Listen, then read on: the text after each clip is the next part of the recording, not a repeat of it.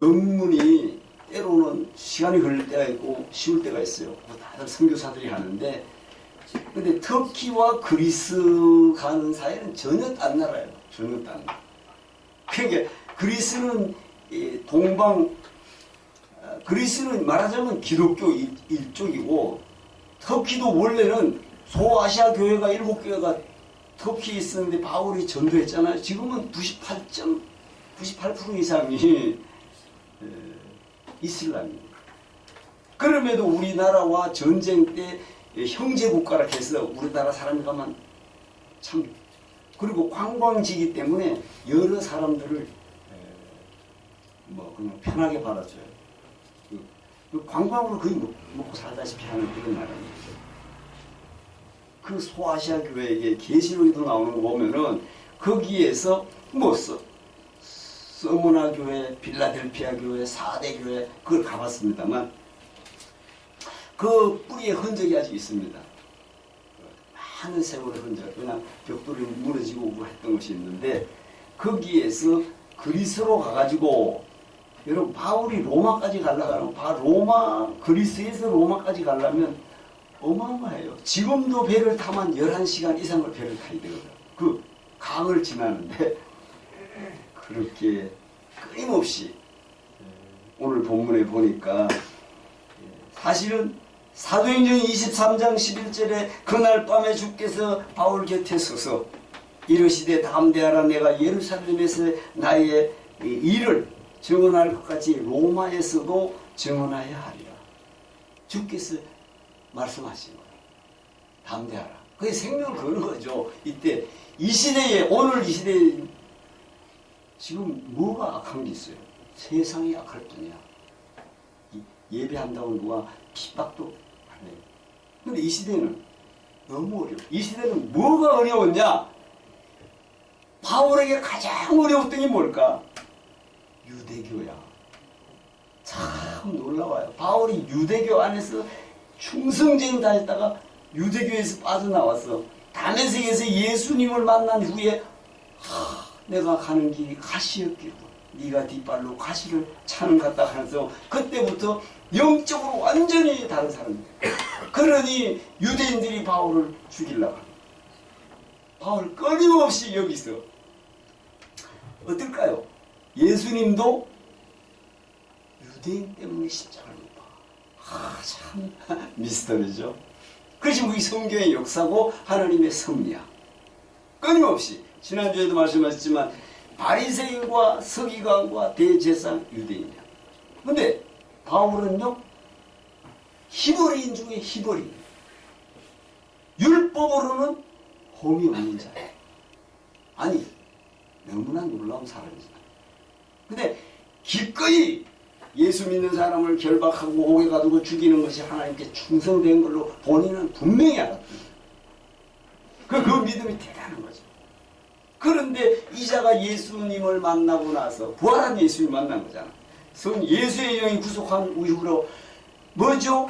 네 삶이 어두웠던 것이 눈이 다시 비늘 떨어져야 안 떨어져? 그때부터 다른 사람이에요. 그러고 나서 어떻게 해? 야, 내가 이거를 예루살렘에 전해야지 하지 않았다는 거죠. 그럼 어떻게 해? 광야로 가. 내가 내 친족이 가지 않고 광야에 가서 주의 말씀을 돌아가. 진리가 이것이구나 해서 4년 후에 예루살렘을 갑니다. 그것도 혼자 못 가고 나중엔 가서 못 만나 제자들을. 그 기둥같이 여기는 게바 베드로 못 만나고 14년 후에 만나요. 그리고 14년이 된 다음에 베드로를 만나요. 그러면 그 세월이 얼마예요? 그런데도 바울이 베드로를 만나도 베드로가 완전하게 바울을 맞아주지 못해요. 그때 도와준 사람이 바나바야. 그게 동역자가 있어 항상. 바울이 아무리 설명해도 안 되니까 바나바가 옆에서 우리 바울 선생이 다메섹에서 예수님을 만난 후에 이래이래해서 이렇게 찾아왔어요. 그때서 악수를 하고 베드로가 악수를 하면서 할례 받은 자의 사도, 할례자의 사도로 베드로를 세우고 이방인의 사도로 바울을 보낸 줄로 믿습니다. 이것이 성경의 역사예요. 그래서 오늘 바울의 선교제에 대한 결정은 누가 하느냐? 여러분, 주님이 하고 있는 줄로 믿습니다. 성령께서 하고 있습니다. 그래서 바울 곁에 가까이 계신 주님이었었다는 것을 사도행 23절에서 분명히 말씀하고 있는데, 로마 방문 계획을 다시금 하게 된 이유가 뭘까? 바울이요, 23절에서 이제 이 지방에서 일할 곳이 없고 또 여러 해 전부터 언제든지 스바나로 갈 때에 너희에게 가기를 바라고 있었단 말이에요. 로마를 거쳐서 스바나라고. 지금 스바나가 스페인입니다. 스페인. 여기 이제는 이 지방에 일할 곳이 없다는 말은 어떻게 근데 이 말은 로마를 방문할 수 있는 여건이 생겼다는 거야. 스바나 가기 전에 들릴 수 있는 기회가 있을 것 같습니다. 제가 이 말씀을 하는 것은 그리스에서 로마로 가는 길이 바울 길이라는 길이 있어요. 지금도 바울 길. 바울이 선교지로 갔던 그 길. 거기 쭉 있는데 거기 어마어마한 대리석으로만 깔린 거야. 근데 그 대리석이 수천 년 동안 달았어. 달았다는 것은 뭐 마차도 지나가고 그 바위가 아주 기가 막히게 달아가지고 저거까지 바울길, 전도의 길을 설명하고 있어요. 그래서 로마를 방문할 수, 이 지방에서 바울이 복음을 전하지 않은 곳이 없다는 뜻이에요. 이제는 일할 곳이 없어요. 이 지방에서는 여기에서 어디를 말하느냐? 15장 19절에 표적과 기사의 능력, 성령의 능력으로 이루어졌으며 그리하여 내가 예루살렘으로부터 두루 행하여 일루리곤까지 그리스도의 복음을 그냥 전하면서 왔다. 이제 거의 다 전했다는 뜻이, 이제 로마로 가고 싶어하는 그 내용. 우리 또한 복음에 대한 박 권사님 기도했지만 우리가 한 영혼을 위해서 다시금 한번 새로운 기도로 준비해야 되지 않을까, 그런 생각을 해봤습니다. 네, 그래서 또 이 지방은 19절에 어딘지를 말했다 했잖아요. 19절에 일루리곤까지 내가 예루살렘으로부터 두루 행하여 일루리곤까지 그리스도의 복음을 그냥 전체적으로 전하였노라 했어요. 그러니까 지중해 연안이에요. 그게 사실은요, 예루살렘에서 동방박사가 어린 메시아가 났다는 소식을 듣고 별을 따라가다가, 여러분, 별을 따라가다가 그냥 별을 따라갔는데 앞이 뭐가 보여? 지중해가 보여. 나갈 길이 있어요, 없어? 없으니까 헤롯이 있는 왕궁인 줄 알고 찾아가요. 여러분, 참 절묘합니다. 별 따라가다가 앞에 바다가 보이고 건너갈 수 없잖아. 여기 왕은 왕궁에서 태어난 줄 알았어. 너무 놀랍지 않아요? 별 따라가. 별이 없었어. 그래서 왕궁에 가서 메시아가 어디 났냐 하니까 헤롯이 놀래 안 놀래? 구약의 베들레헴에 난다는 구약 말씀을 보고 베들레헴으로 가서 꿈으로 현몽해서 헤롯에게로 가지 마라 하자. 그래서 거기서 어떻게 별 따라가다가 사람의 생각이 난 거야. 그래, 왕은 왕궁에서 날 거야 하고가 다시 왕궁을 나와 보니 별이 앞에 있는 걸 보고 어떻게 했더라? 기뻐했다. 크게 기뻐했어. 그걸 여러분, 별이 보여야지 갈 수 있잖아. 그래서 그걸 자세한 거예요. 그 지중해를 말씀하다가 그 말씀을 했는데, 지중해 연안을 말하는데 언제든지 스바나로 갈 때, 스바나까지 가려고 했어요. 그래서 스페인까지 가고, 거기에서 너희 로마 교회에서 내가 도착하거든 너희 교회에서 나를 스바나로 선교사로 파송해 달라. 아멘. 그 말씀이에요. 로마 교회에서 24절에 이는 지나가는 길에 너희를 보고 먼저 너희와 사귐을 얼마나 기쁨을 가지며 너희가 그리로 보내주기를 바랍니다. 그리로 보내주기 바랍니다. 로마 교회에서 그리로 보내주기 바랍니다. 여러분, 24절에 땅끝까지 내 정이 되라고 하신 말씀을 바울은 받들어서 쓰거나 지금 스페인에 바울은 땅끝이라고 그 시대에 생각했어요. 그 시대에 뭐 지금하고 비교도 안 되는데도 배를 타고 이제 선교에 세 번이나 전도 여행을 갔었잖아요.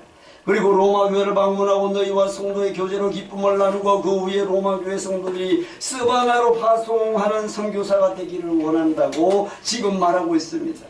아무리 역경이 심해도 지금도 이 시대에도 신앙의 열정을 꺾을 수 없는 우리의 새로 여러분 코로나가 끝나면 좋은 세상이 올 줄 알았어요. 그런데 세상은 전쟁과 지진과 기근과 정치적으로 뭐 여야가 지금 이런 시대입니다. 아마도 우리는 기도하라 한 줄로 믿습니다.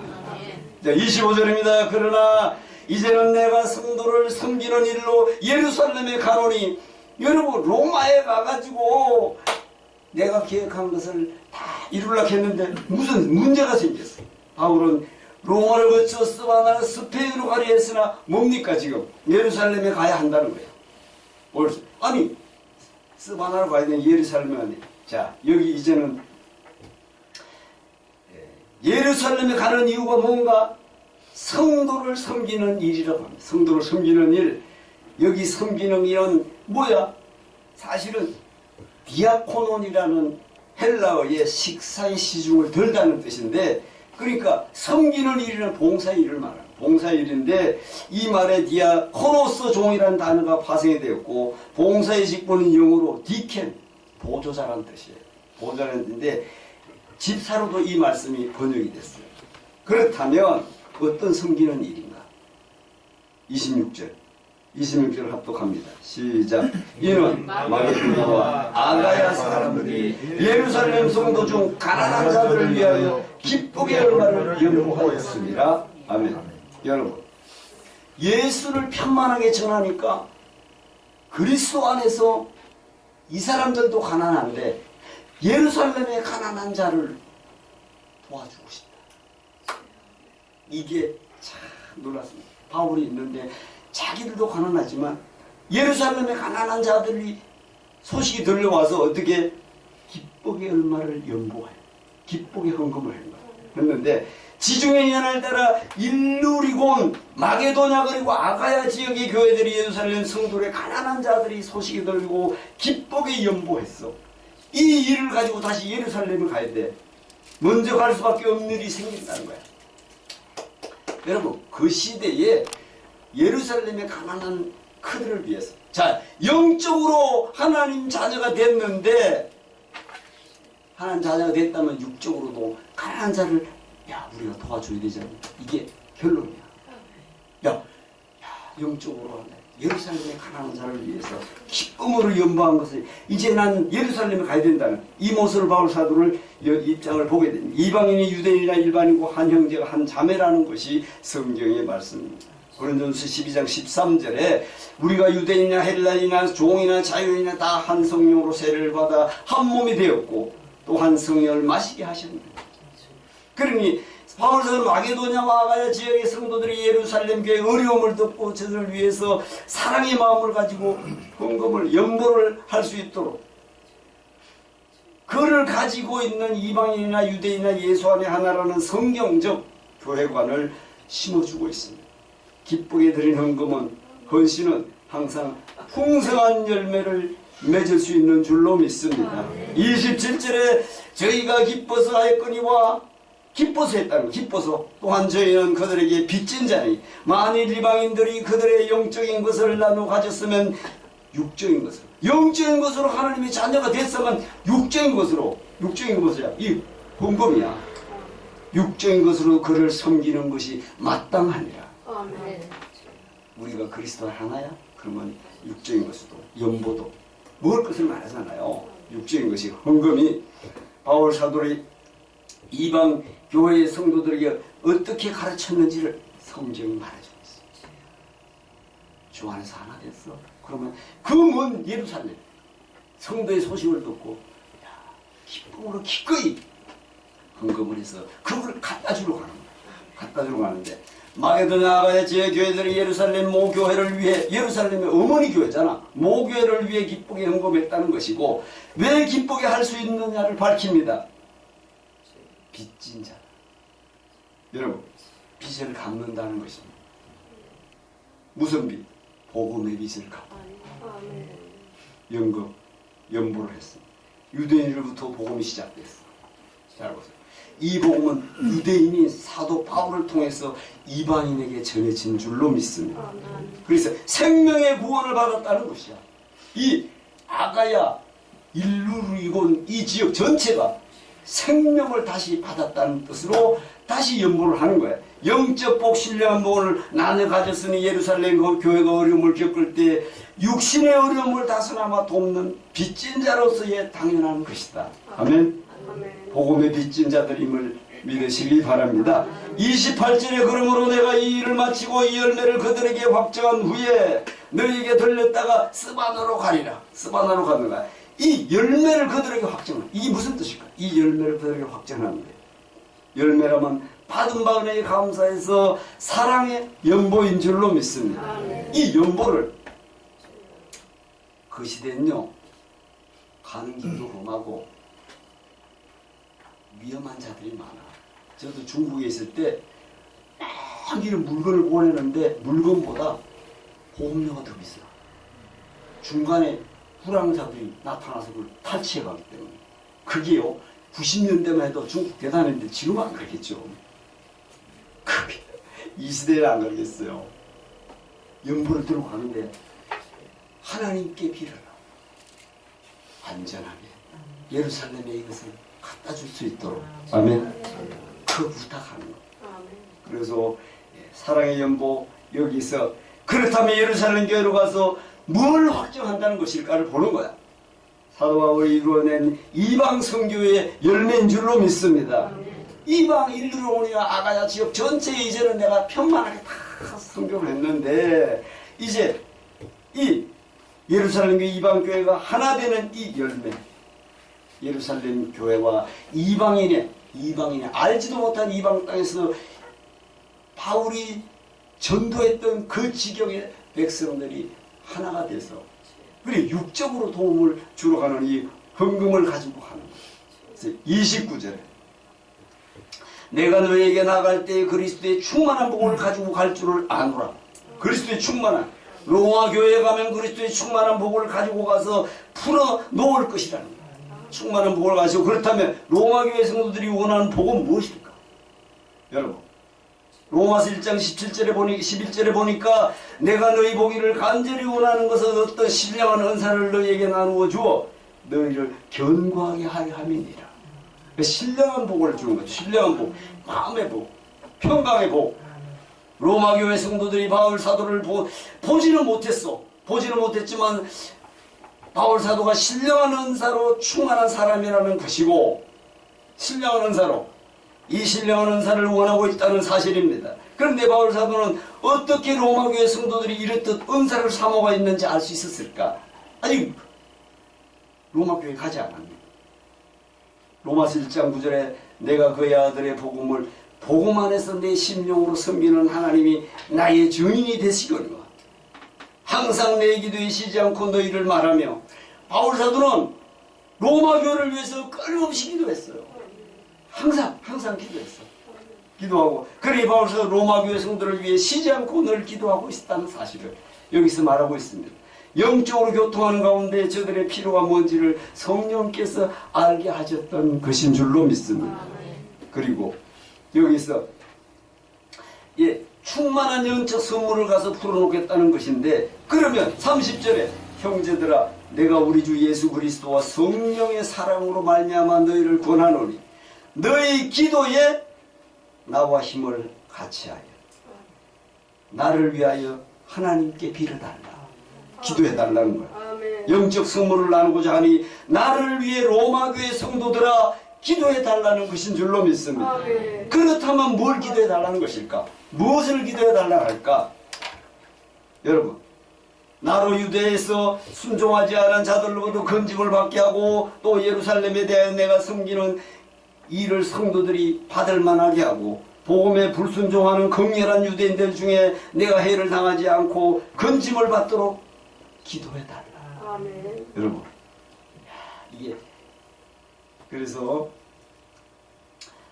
사도행전 여러분 사도행전 한번 봐야 돼. 사도행전 23장 말씀을 마치도록 하고, 사도행전 23장 12절로, 사도행전 23장 12절로 13절.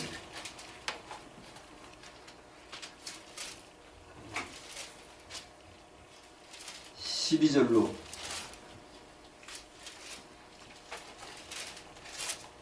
12절로 14절까지 합독합니다. 시작. 날이 새매 유대인들이 당을 지어 맹세하되 바울을 죽이기 전에는 먹지도 아니하고 마시지도 아니하겠다 하고, 이같이 동맹한 자가 40여 명이더라. 대제사장들과 장로들에게 가서 말하되 우리가 바울을 죽이기 전에는 아무것도 먹지 않기로 굳게 맹세하였으니. 여러분, 이 사람들의 믿음이 보통이 아니야. 바울을 죽이기 전에는 밥도 안 먹고 물도 안 마신다. 이 사람들은 유대교의 대단한 사람들 아니에요. 그러니까 여러분, 연보를 가는 도중에도 이 유대인들의 악함에서 건져해달라. 여러분, 그게 그 시대에는 이 연보가 얼마나 컸겠어. 이걸 가지고 가는데, 배를 타고 가기도 하고 그러는데, 그래서 마게도니아와 아가야 교회의 성도들에게 모금해준 연보를 예루살렘 교회까지 무사히 받을 수 있도록 기도해달라. 어떻게 유대에 순종하지 않은 자, 여러분, 복음에 불순하는 자다. 극렬한 유대인들, 자기도 극렬한 유대인이었잖아. 그런데 이들에게 해를 받지 않고 무사히 예루살렘에 와서 이걸 전할 수 있도록 해달라고 기도하고 있는 줄로 믿습니다. 세 번째 기도 요청이 32절에 있습니다. 나로 하나님의 뜻을 따라 기쁨으로 너희에게 나간 너희와 함께 편히 쉬게 하라. 세 번째 기도 요청이 뭔지 보겠습니다. 기쁨으로 로마 교회에 나갈 수 있어서 너희와 함께 편히 있을 수 있게 기도해 달라 하는 것입니다. 이렇게 되는 것은 희망사항이라는 것입니다. 먼저 무엇입니까? 하나님의 뜻이 무엇인지를 우리 구해보자는 뜻이고, 여기서 깨닫는 것은 영적 군사에게 절대로 필요한 것이 무엇이다? 기도다. 기도입니다. 꼭 기억하시기 바랍니다. 결론입니다. 이게 지금 여기 홍지선 쪽으로 마우스 터치해서, 오른쪽 마우스 터치하면 3번 올라가면 끝이에요. 그리고 33절에 평강의 하나님께서 너희 모든 사랑과 함께 계실지어다 됐습니다. 자, 올려보세요. 터치. 마우스 터치.